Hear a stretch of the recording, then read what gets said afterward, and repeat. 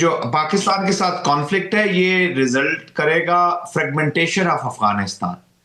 तो वहां अच्छा। पीस टॉक्स करनी चाहिए, बातचीत करनी चाहिए और इन मामलात को आगे नहीं ले जाना चाहिए। ये अशरफ गनी साहब कह रहे हैं, मैं नहीं कह रहा। उधर अंदर ठीक। से ये फ्रीडम जो मूवमेंट चली हुई है, ऑलरेडी देर आर पीपल जैसे यासीन जिया वगैरह है, वो they are fighting with Afghanistan और वो फाइट को एनहांस करना जा रहे हैं विदाउट, वो इसलिए करना जा रहे हैं कि वो अफगानिस्तान की स्टेबिलिटी चाह रहे हैं। तो अगेन खित्ता तो बाद में ऑफकोर्स खित्ता तो जंग में चला ही गया है, इसको ले गए हैं। और इंडियन एप्लीकेशन जब फेल हुई है बुनियानुल मरसूस के बाद और मार्के हक के बाद, तो उसने इसी को लीड इंस्ट्रूमेंट बना लिया। उधर मोदी साहब जो है वो झंडा लेके लहराना शुरू हो गए राम मंदिर के ऊपर और पूरी दुनिया को बता दिया कि एक्सट्रीमिज्म जो है वो जो हिंदुत्व का है उसकी एप्लीकेशन है।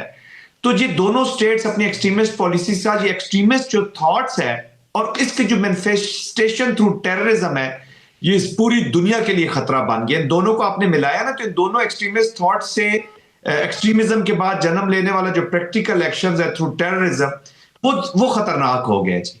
तो आई थिंक ये खित्ता तो अभी, और हम देख रहे हैं कि बहुत जल्द आप देखें इंटरनेशनल एप्लीकेशन भी इसके ऊपर होगी कलेक्टिव, और रीजनल एप्लीकेशन भी होगी, क्योंकि चाइनीज ने अब ऑर्डर किया है ताजिकिस्तान के जो बॉर्डर एरियाज में चाइनीज काम कर रहे हैं कि वो इलाका छोड़ दे।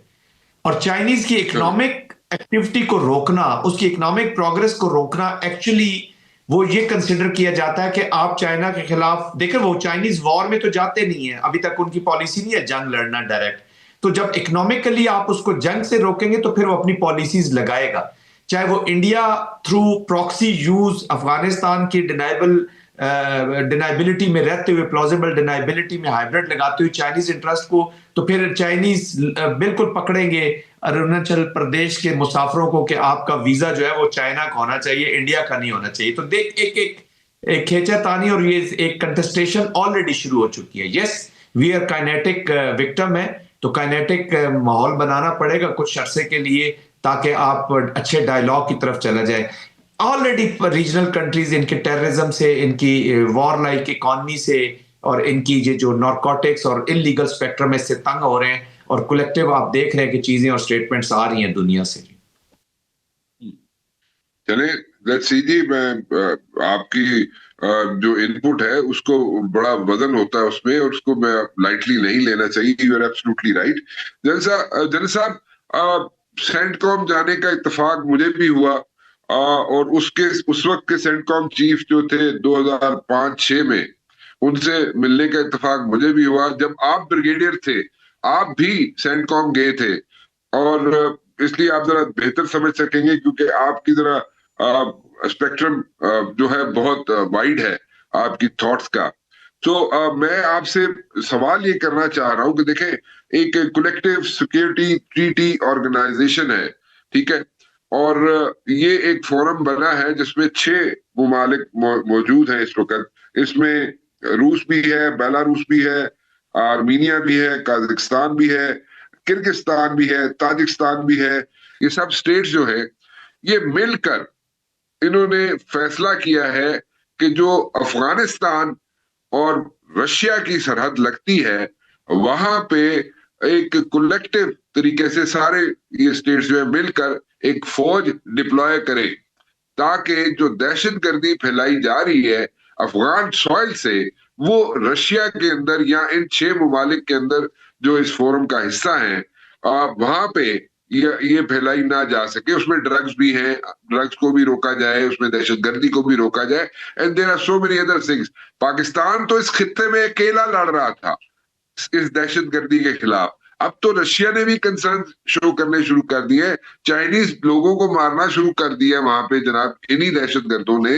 So what exactly is the mindset? इसको बातचीत से आपके ख्याल में ठीक है, हर वर्ल्ड वॉर हो, 1 हो, 2 हो, उसमें भी बैकडोर डिप्लोमेसी चलती रहती है, लेकिन इन दिस पर्टिकुलर केस जब इंटरिम अफगान गवर्नमेंट की जब बात होती है तो इनका माइंडसेट कहां पे जाके खत्म होता है, कहां पे शुरू होता है? एरोगेंसी नहीं खत्म हो रही है यहाँ पे, तो इसको सिर्फ बातचीत से तो ये हल नहीं होगा कि हो सकता है। नहीं राणा साहब, देखिए एक नॉन स्टेट एक्टर्स का माइंड फ्रेमवर्क है पूरा ये जो एप्लीकेशन हुई है, और इन कंट्रीज का जिनका आपने जिक्र किया अभी, जो इससे पहले रशियंस ने भी, रशियन फॉर्मेट का आपको याद होगा, मॉस्को फॉर्मेट की जो आउटकम थी वो भी इसी तरह से मिलती जुलती थी।